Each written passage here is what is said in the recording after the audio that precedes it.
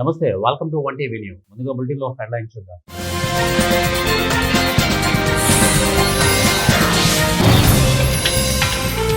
కృష్ణానదిలో చేప కోసం ఘర్షణ పడ్డ మత్స్యకారులు, దాడులకు దిగిన రెండు వర్గాలు.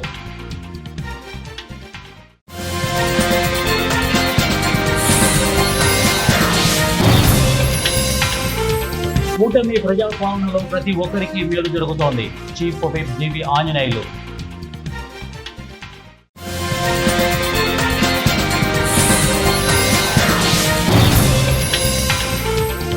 ఘనంగా అంబర్పేట రేణుకా ఎల్లమ్మ దేవి ఆలయంలో శాకాంబరి దేవి దర్శనం.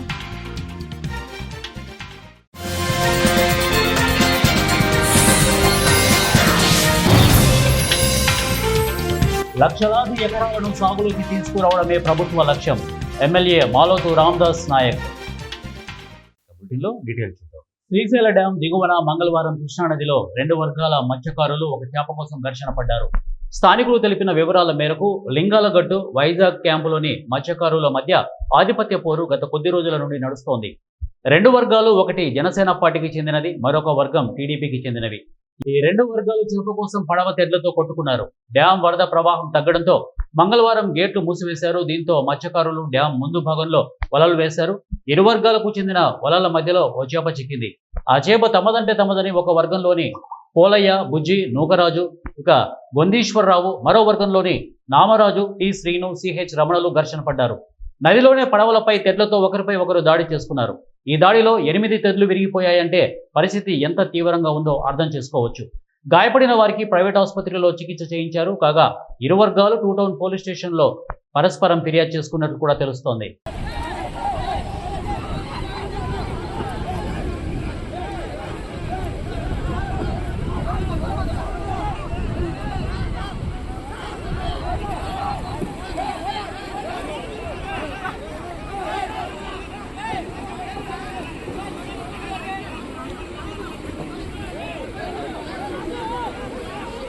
ఉమ్మడి ఖమ్మం జిల్లాలో సీతారామ ప్రాజెక్టు కెనాల్ ద్వారా గోదావరి జలాలు అందించి లక్షలాది ఎకరాలు సాగులోకి తీసుకురావడమే ప్రభుత్వ లక్ష్యమని ఎమ్మెల్యే మాలోతు రామదాస్ నాయక్ అన్నారు. ఖమ్మం జిల్లా ఏనుకూరు మండలం తిమ్మరావుపేట గ్రామ సమీపంలో ఎన్ఎస్పి కెనాల్ ఎస్కేప్ కులాల నుంచి ఎమ్మెల్యే మాలోతు రామదాస్ నాయక్ వైరా రిజర్వాయర్లోకి సాగునీరుని విడుదల చేశారు. ఈ సందర్భంగా ఎమ్మెల్యే మాలోతు రామదాస్ నాయక్ మాట్లాడుతూ తెలంగాణ రాష్ట్ర ముఖ్యమంత్రి రైతుల సంక్షేమ ధ్యేయంగా పనిచేస్తున్నారని అన్నారు. ఉమ్మడి ఖమ్మం జిల్లాలో సీతారామ ప్రాజెక్టు ద్వారా లక్షలాది ఎకరాలను సాగులోకి తెచ్చేందుకు రాష్ట్ర ప్రభుత్వం వేల కోట్ల రూపాయలు ఖర్చు చేసిందని తెలిపారు. దీంతో లక్షలాది ఎకరాల భూములు సాగులోకి వచ్చాయని తెలిపారు. రైతుల సంక్షేమం కోసం 1,00,000 కోట్లకు పైగా ఖర్చు చేసిందని అన్నారు. గోదావరి జలాలను వైరా రిజర్వాయర్లోకి అనుసంధానం చేయడం వలన వైరా, మధిర, సత్తుపల్లి నియోజకవర్గాల్లో లక్షలాది ఎకరాల భూములు సాగులోకి వస్తాయని అన్నారు. ఈ కార్యక్రమంలో గిడ్డంగుల సంస్థ చైర్మన్ రాయల నాగేశ్వరరావు, జిల్లా కాంగ్రెస్ పార్టీ అధ్యక్షులు పువ్వాల దుర్గాప్రసాద్, కాంగ్రెస్ పార్టీ నాయకులు, ఇక టీపీసీసీ కార్యదర్శి నూతి సత్యనారాయణ, సేలం వెంకట నర్సిరెడ్డి, సెట్టిపల్లి తదితరులు ఈ కార్యక్రమంలో పాల్గొన్నారు. గోదావరి నదీ జలాలని అనుసంధానం చేయాలనేటటువంటి రాష్ట్ర ప్రభుత్వ ఆకాంక్షల మేరకు, అట్లాగే ఈ జిల్లాలో ఉన్న రైతాంగం, ఈ జిల్లా నుంచి ప్రాతినిధ్యం వహిస్తున్నటువంటి మంత్రులందరూ కూడా వాళ్ళు ఈరోజు తెలంగాణ రాష్ట్ర ప్రభుత్వం అంతా ఖమ్మం జిల్లా రైతాంగానికి కన్న కళల సాధీకరత చేయటం జరిగింది.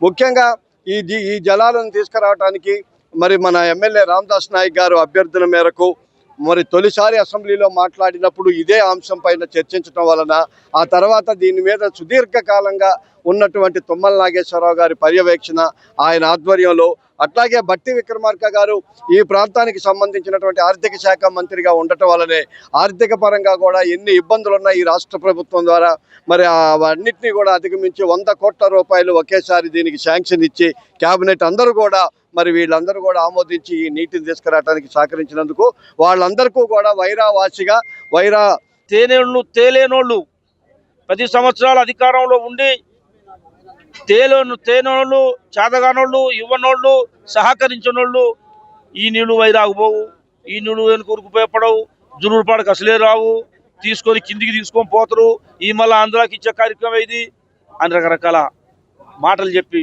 మనసుకు బాధ కలిగించే భాష కూడా మాట్లాడిన సందర్భాలు విన్నాం. ఇవన్నీ విన్న తర్వాత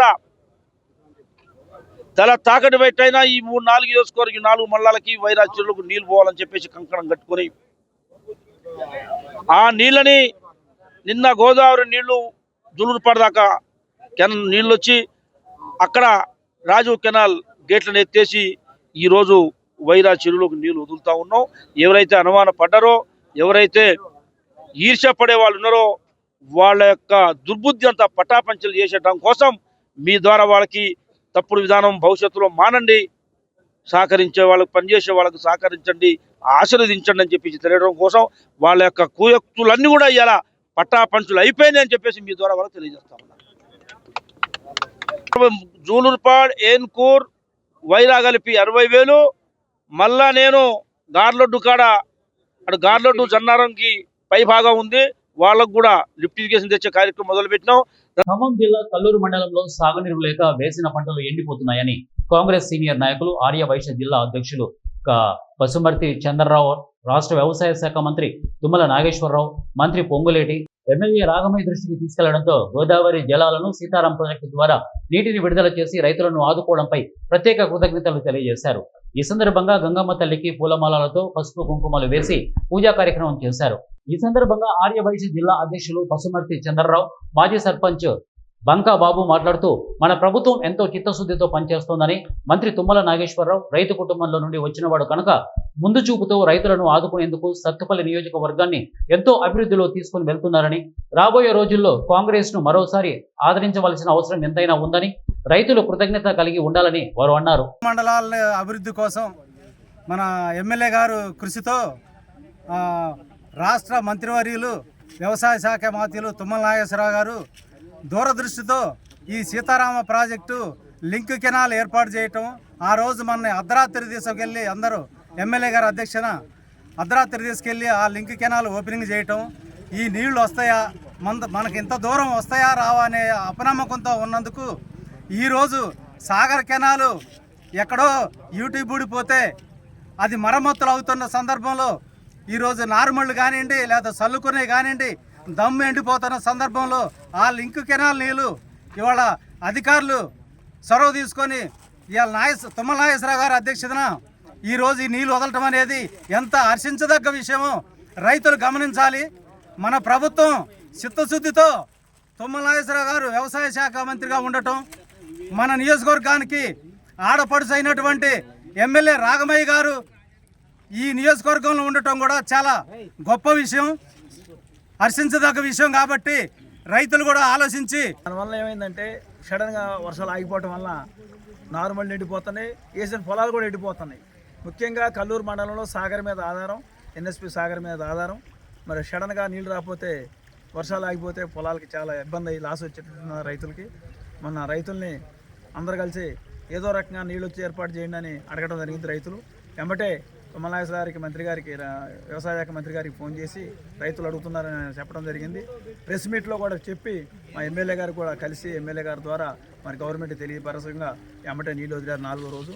ఈ రోజు చాలా సంతోషకరమైంది. ఎందుకంటే పొలాలు వ్యవసాయంగా మన వరి పొలాలు ఎండిపోతే చాలా ఇబ్బంది అన్నమాట ఇక్కడ రైతులకి. వేరే పంట ఆల్టర్నేటివ్ లేదు మనకి. కాబట్టి ఈ నీళ్ళు రావడం చాలా సంతోషకరం. కాబట్టి రైతులందరూ కూడా సంతోషంగా ఈరోజు గంగమ్మ తల్లి దండం పెట్టుకోవడానికి ఇక్కడ ఉన్న రైతులే, మేము కల్లూరు మండలం కూడా ఎవరిని పిలవలేదు, ఓన్లీ కల్లూరు. రాష్ట్రంలో కూటమి ప్రభుత్వం ఏర్పడిన రోజు నుంచి ప్రజాపాలనతో ప్రతి ఒక్కరికి మేలు జరుగుతోందని, ఇంటింటికి రాజకీయాలు పార్టీలకు అతీతంగా పథకాలు అందుతున్నాయని చీఫ్ విప్ వినుకొండ ఎమ్మెల్యే జీవి ఆంజనేయులు స్పష్టం చేశారు. గత వైకాపా ప్రభుత్వం కనీస సౌకర్యాలు పథకాలు అందించడంలో విఫలమైన చోటనే ముఖ్యమంత్రి చంద్రబాబు నేతృత్వంలోని ఎన్డీఏ పాలన అద్భుతాలను ఆవిష్కరిస్తోందని అన్నారు.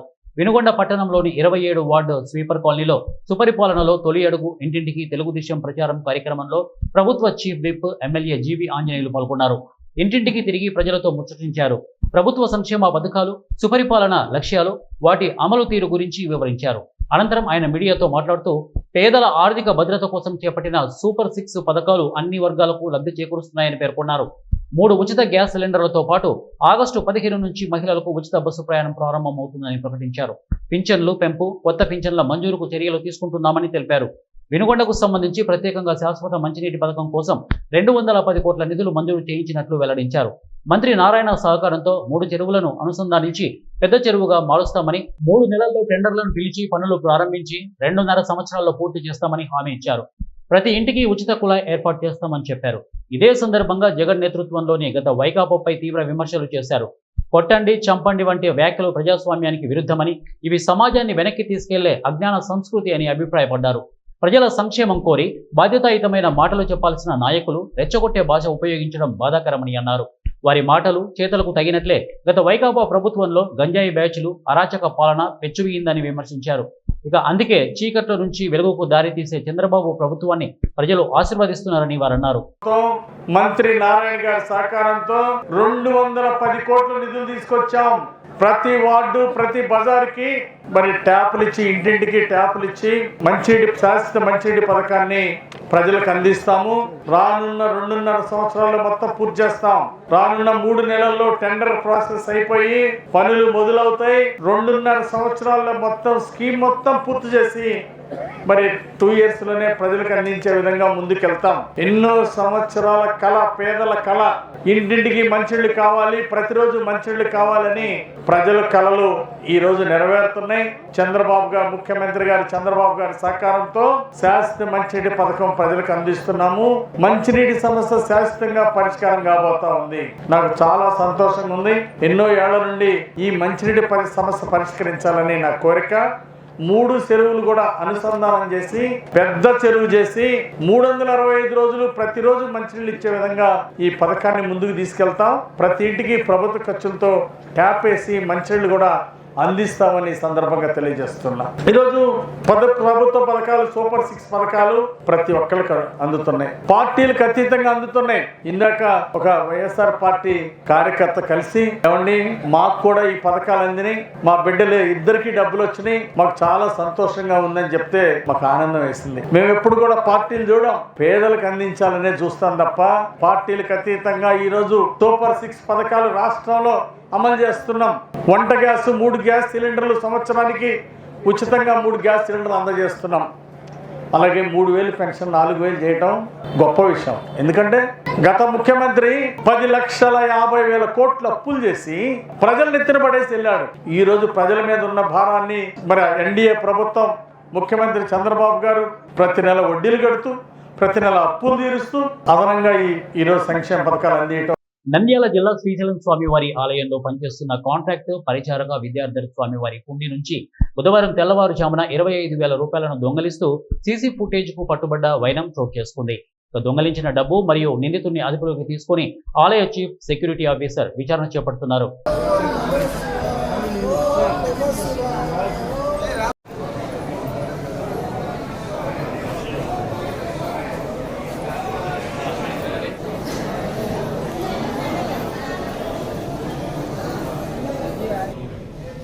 అంబర్పేట తిరుమల నగర్ శ్రీ రేణుకా ఎల్లమ్మ దేవి దేవాలయంలో రేణుకా ఎల్లమ్మ తల్లి శాకంబరి దేవిగా దర్శనమిచ్చారు. ఈ సందర్భంగా రేణుకా ఎల్లమ్మ తల్లి దేవాలయం సభ్యులు మాట్లాడుతూ, ఎల్లమ్మదేవి కోరిన కోరికలు తీరుస్తూ కొంగు బంగారమై భక్తుల పూజలను అందుకుంటూ అనునిత్యం హోమాలు, పూజలచే అమ్మవారిని కొలుస్తూ భక్తి శ్రద్ధలతో అమ్మ ఆశీర్వాదం పొందుతూ తరిస్తున్నారు.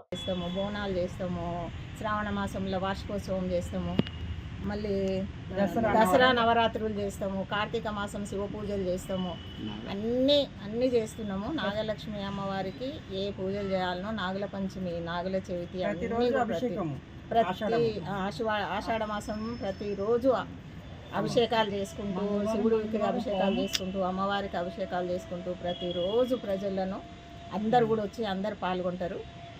ఈరోజు మా ప్రత్యేకంగా ఈరోజు ఏంటంటే అమ్మవారికి బోనాల ముందు శాకంబరి అమ్మవారిగా అలంకరిస్తాము. దీనికి అందరు భక్తులందరం కలిసి అందరం చేసుకున్నాము. అమ్మవారిది ఉత్సవము చాలా మంచిగా జరిగిపోయింది. అందరికీ భోజనాలు పెట్టినాము, అమ్మవారిని కరించుకున్నాము. అందరూ కూడా భక్తిగా అందరు సాటిస్ఫాక్షన్ అయ్యి అందరూ కూడా అమ్మవారు అందరు తీరుస్తున్నది. అందుకోసమే అందరు కూడా చాలా మంది వస్తున్నారు మా గుడికి, జనాలు వస్తూనే ఉన్నారు, వాళ్ళ కోరికలు తీరుస్తుంది. అమ్మ చాలా మహిమగల తల్లి, అందుకే మేము ఈ పూజలన్నీ చేసుకుంటున్నాము. నాగలక్ష్మీదేవి ఉంది, నాగుల పంచమి చేసుకుంటాము, నాగుల చవితి చేసుకుంటాము. అమ్మవారు కూడా కనపడుతుంది మాకు అప్పుడప్పుడు. కోకో రైతులకు అంతర్జాతీయ మార్కెట్ ప్రకారం ధర చెల్లించేలా ఫార్ములా రూపొందించాలని రాష్ట్ర కోకో బోర్డును ఏర్పాటు చేయాలని ఆంధ్రప్రదేశ్ కోకో రైతు సంఘం రాష్ట్ర ప్రధాన కార్యదర్శి కె శ్రీనివాస్ డిమాండ్ చేశారు. మంగళవారం ద్వారకా తిరుమల మండలం, ఇక పంగిడిగూడెం జిల్లా పరిషత్ హై స్కూల్లో ఆంధ్రప్రదేశ్ కోకో రైతు సంఘం ఆధ్వర్యంలో కోకో రైతుల ప్రాంతీయ సదస్సు నిర్వహించారు. ఈ సదస్సుకు ఆంధ్రప్రదేశ్ కోకో రైతుల సంఘం నాయకులు రుద్రరాజు, సుబ్బరాజు అధ్యక్షత వహించారు. ఈ సదస్సులో కోకో రైతుల సమస్యలు చర్చించి పలు తీర్మానాలు ఆమోదించారు. ముఖ్య అతిథి కె శ్రీనివాస్ మాట్లాడుతూ రాష్ట్ర ప్రభుత్వం కోకో పంటను మరింతగా ప్రోత్సహిస్తామని, ప్రస్తుతం ఉన్న 75,000 ఎకరాలకు అదనంగా మరో 1,00,000 ఎకరాల్లో కోకో పంట సాగు చేసేలా రైతులను ప్రోత్సహిస్తామని ప్రకటించిందన్నారు.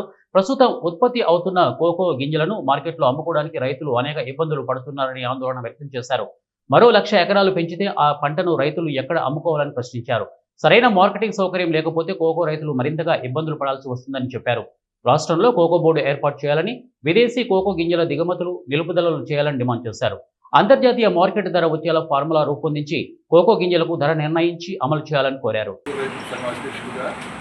ఎఫ్పిఓగా తయారు చేయడానికి పంగిడిగూడెం అనే గ్రామంలో రైతులు సమైక్యం చేసి ఒక ఎఫ్పిఓలో మెంబర్గా చేర్చుకోవడానికి ఈరోజు పంగిడిగూడెంలో మీటింగ్ పెట్టాం. అట్లాగే ప్రతి ఊరు తిరిగి అన్ని ఊళ్ళల్లో మీటింగ్లు పెట్టి రైతులను సమైక్యంగా చేసి ఎఫ్పిఓలో చేరుస్తామని చెబుతున్నాం.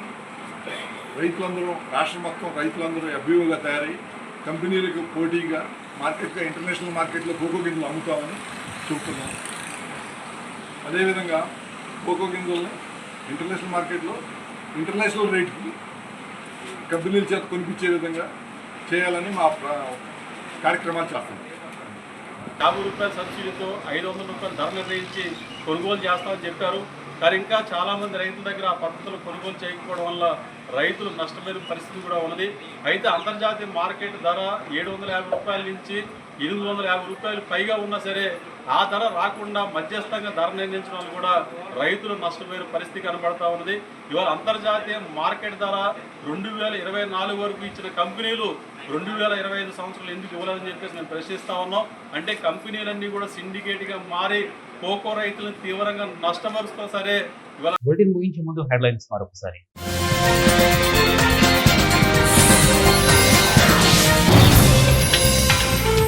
కృష్ణానదిలో చేప కోసం ఘర్షణ పడ్డ మత్స్యకారులు, దాడులకు దిగిన 2 వర్గాలు.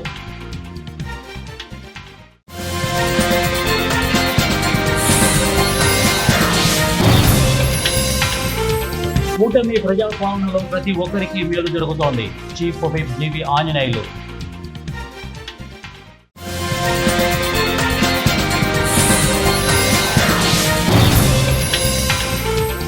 ఘనంగా అంబర్పేట రేణుకా ఎల్లమ్మ దేవి ఆలయంలో శాకాంబరి దేవి దర్శనం.